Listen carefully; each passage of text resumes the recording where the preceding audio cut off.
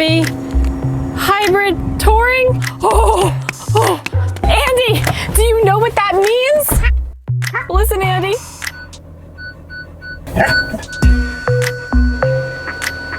I think we can get a little bit closer.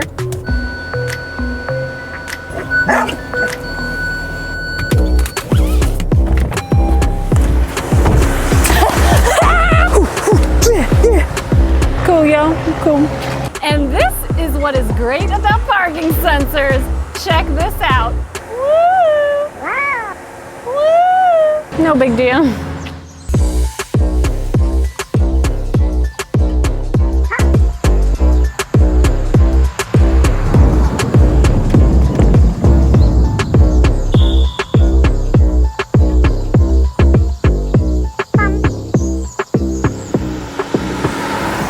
It has got to be one of the hottest weeks of the year. I mean, thankfully that one got a cool treat.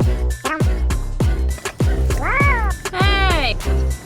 But I am happy to say that this CR-V cools down quick, and the vents in the rear do a pretty good job. And when you fold down the seat, there's still plenty of space for the air to travel, nowhere near getting blocked. You know, one thing that I love about this CR-V is the design of the cargo space, especially if you have a dog that likes to ride back here. So much easier for loading, and it's safer. It also means a very comfortable ride height. When Andie's large bed is back here, she is so cozy. And the seats go down fully flat, which if you're dog people, you know that makes the world of a difference. Now, in our non-hybrid CR-V video, I showed you some ways how to protect your ride, some doggy accessories that you might want to get if you are considering this CR-V, so definitely check it out. The link is below. This CR-V hybrid is very similar to the non-hybrid we already lab tested, but there are some apparent differences that I noticed. One being the floor. Well, you can't drop it in here because there's a battery under our tush. So you lose out on the ability to drop it a smidge, but you can still fit a ton back here. Ain't that right? Oh, yeah. It's looking good. Oh, sorry, didn't see you there. I was busy cleaning off my badges. Yeah, I got 4 of them. One over there too. And blue Honda symbols. Look at me. I think I got the best CR-V. One of the more obvious differences, the gear shifter. You got buttons rather than a clunky-dunky piece. Although the clunker in the non-hybrid, it did serve as a great forearm. Okay. Because it served as a great forearm rest while you manipulate the touchscreen, because it's not the fastest. Rectangular fog lights with 5 elements. The gasoline version only has circles. Way cooler.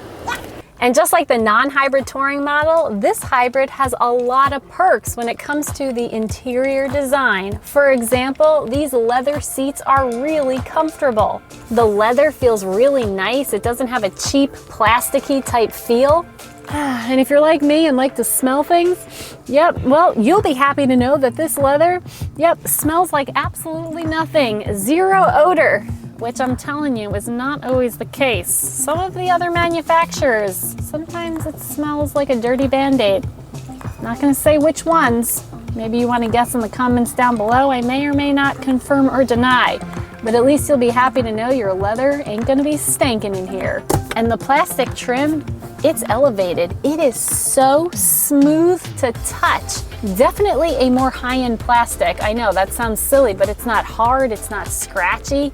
It's really nice. In my opinion, the faux wood kind of cheapens the look, but I'm telling you, this is way nicer than a lot of other plastics I've touched. And the climate can't get any easier. Heated too, but we are not gonna need you. Apple CarPlay, Android Auto, super easy to connect, just plug in and it basically starts right up. And this mirror, it's a cute idea.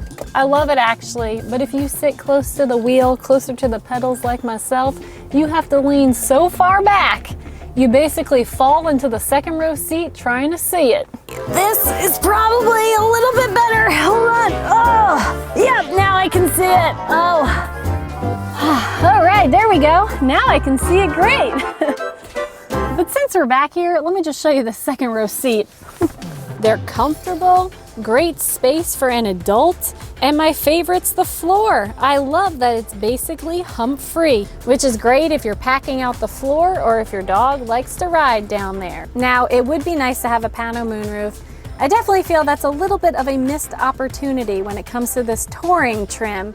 But more importantly, regardless of what trim you buy, you will have the entire suite of Honda sensing safety and driver assistive technologies.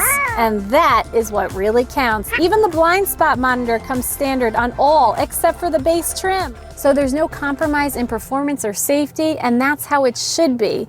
So if you're shelling out the extra dough for a touring, it's really more for the good looks and some conveniences. Woo! Sounds good! Oh, you like my music? Oh, thanks. Pump it! Yeah, I got 9 speakers in here. Yeah. One here and there and, you know. What you got here, the EXL? It's a touring. I like it. Yeah. Woo! Nice top. Those roof rails, yep. Yeah, it comes with it. I like those too. What size are those? Oh, those are 19-inch wheels. Woo, girl. Yep, I drive a touring. I love my Honda. It's good. It's a good Honda. A hands-free power tailgate that actually works. A wireless charger, which is extremely convenient, but if you have a big phone like this, the charger's too small.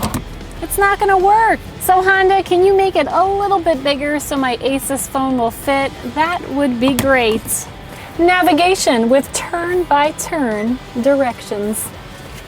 Where to? Wow, that is large print. You are not gonna need your glasses for this one. Rain sensing wipers. Although it hasn't rained in over 7 days, so we're gonna have to improvise. Let's go, I'm ready for you.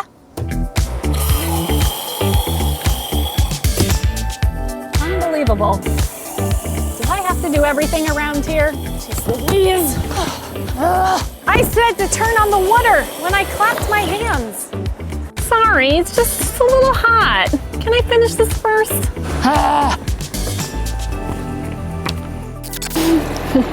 Just one moment. I'm gonna get fired. Come on, work.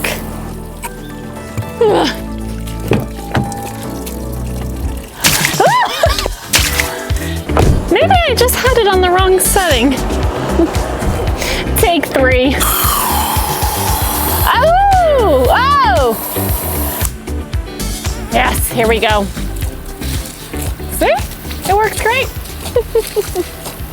Now I did a little bit of math to compare the cost between this touring versus the non-hybrid touring. So if you take the price of that non-hybrid all-wheel drive at $34,850, while this hybrid is $36,050. Add the parking sensors for $538, you're at $35,388. So that's a difference of $662.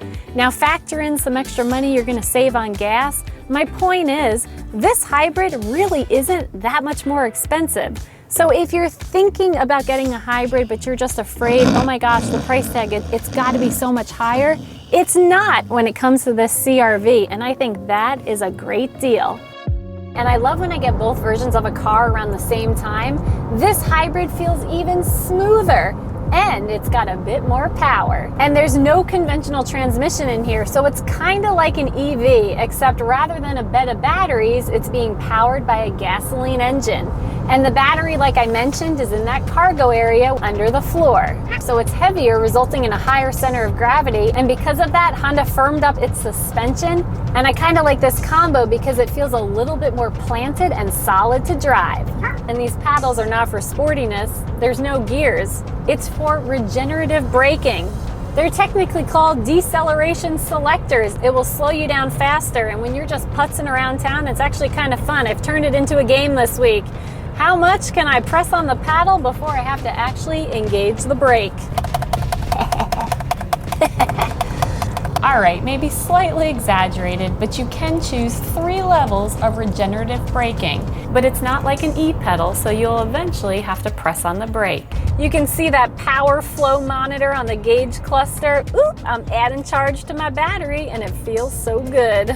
But if you're fixated on getting the best miles per gallon in a hybrid, well, this probably isn't going to be the best option. But the reason why you get this is because it's smooth. You love a Honda product. Even though it's a hybrid, it has a mechanical all-wheel drive system, just like the gasoline version. And like I mentioned, the safety features are standard, and frankly, the best part for me is seeing how comfortable Andie is back there. It's like the perfect height. It's not too high, it's not too low, and if you have a senior dog, I think they're gonna have a lot of ease getting in and out of here. And at the end of the day, we all know a Honda is gonna last forever. So when you pass this down to your kids, well, you're not gonna have to worry about them peeling off because, well, it's not gonna go very fast. And kind of sounds like a lawnmower. Whoa! Big thanks to Honda for letting us lab test this hybrid CR-V. It goes without saying, this is totally lab approved. Whether you get the gasoline version or this, the CR-V is a fantastic vehicle, and we sure loved it. Don't forget, subscribe to our channel, click the bell so you know when our next video goes live, and follow Andie on Instagram to see pics of this all week. And we'll see you next time. Bye!